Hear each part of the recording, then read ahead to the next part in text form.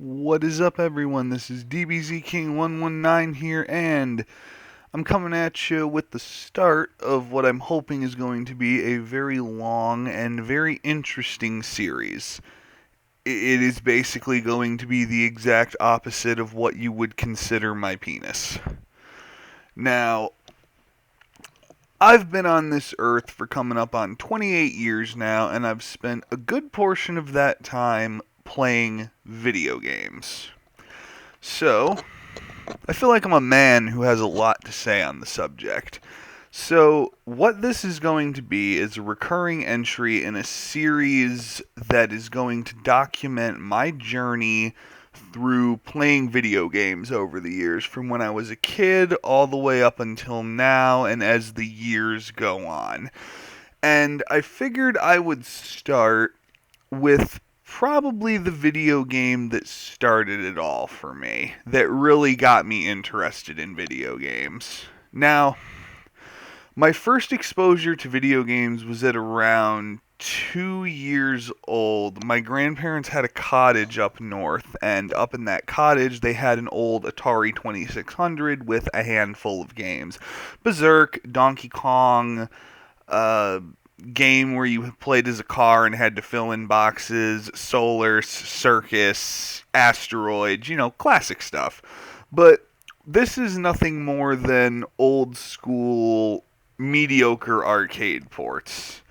But this is what kindled the flame into what eventually would evolve into the roaring fire that is my love and passion for video games. But I would say the true genesis of my love for video games started with the game that you are seeing on your screen right now. This is Super Castlevania 4 and my memories with it. It started when I was around 3 years old. My Aunt Cheryl, who also lived up north, she had two sons, my cousins, Ronnie and Carl. They grew up in the 80s and the 90s, and they had all the just coolest stuff you could imagine. He-Man figures, wrestling figures, Thundercats figures, and of course, video game systems. My Aunt Cheryl had, at what the time I didn't know, was a Nintendo and a Super Nintendo. And while some of the games on the Nintendo I thought were okay, I played the Super Nintendo a little more. And I absolutely sucked at every single game on offer. But that's what happens when a 3-year-old tries his hand at something like Contra 3. You get your shit pushed in. But there was one game that stuck out to me. A game that I didn't really know the title of because at the time I didn't know how to read. So I called the game Night of the Dragons, which I think is still actually a really cool name. But no. This game was Super Castlevania 4, the fourth entry in a side-scroller action platformer series developed by the once great Konami. I say once great because, well, they're a terrible company now. But back in the 80s, 90s, and even in the early 2000s, they were pumping out just masterpiece after masterpiece. And I think that Super Castlevania 4 is, before we get into games like Symphony of the Night and stuff like that, this is the best classic Castlevania side-scroller. The music, the graphics absolutely blew me away with how incredible they were. The horror atmosphere, the gothic architecture of the castle, the clever sprite effects that took advantage of the SNES's Mode 7 capabilities. This is one hell of a piece of eye candy for the Super Nintendo. And it plays better than any of the games that preceded it, and even plays better than its sibling game, Castlevania Bloodlines, on the Sega Genesis. Nothing against Castlevania Bloodlines, it's a fantastic game, but the control in Super Castlevania 4 is so much more precise. You have more control over your jumps in midair. Being able to whip in any direction you want is just so insanely satisfying. Now, I do think they should have revamped the challenge a little bit more, because the challenge of the game doesn't really account for the fact that you can whip in every single direction.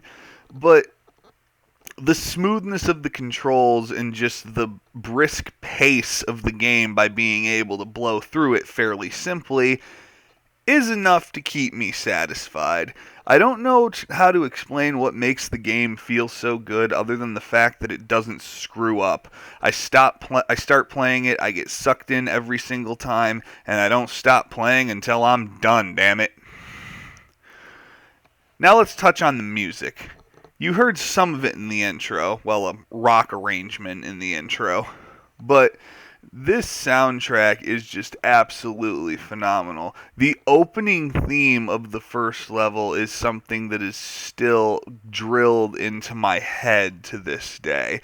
That was the point where I really felt like video game music started sounding more like actual music. Not to mention the bosses. They're all interesting. All have really cool looking sprites. Some of them are even blending into the background, like the giant rock monster at the end of stage, I think it's 6 or 7. But the only boss that I really think misses the mark is Slogra. He is just terrible. His hitbox isn't right, and it feels like he can hit you even when he shouldn't have been able to. But it is what it is. It's a minor blemish on what is otherwise one masterpiece of a game. And the final fight with Dracula is just incredible. It's tough to learn, but it's fun and challenging to fully master, just like the 16-bit games of old.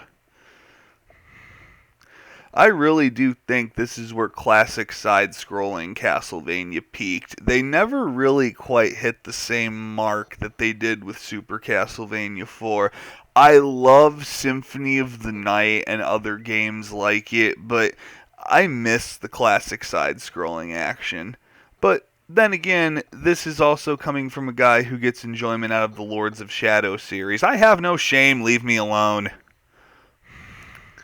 So, those are my precious memories with the epic Konami masterpiece that is Super Castlevania 4. And thank you for listening. I've wanted to chronicle this journey of mine for a while, so hopefully I can leave something behind. Just something that says, hey, this is what my experiences were, and I'd like them to be chronicled.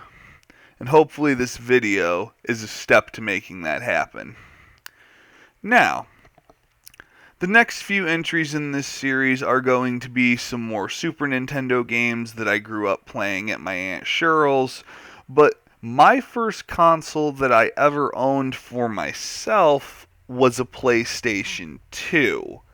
Now that was a journey. That was what I feel like the pinnacle time to be a gamer. The PS2 era and the generation that followed it were like peak gaming, but that's going to be the subject of the next video. Alright everyone, thank you for tuning in and coming on this journey down the trail of precious gaming memories with me.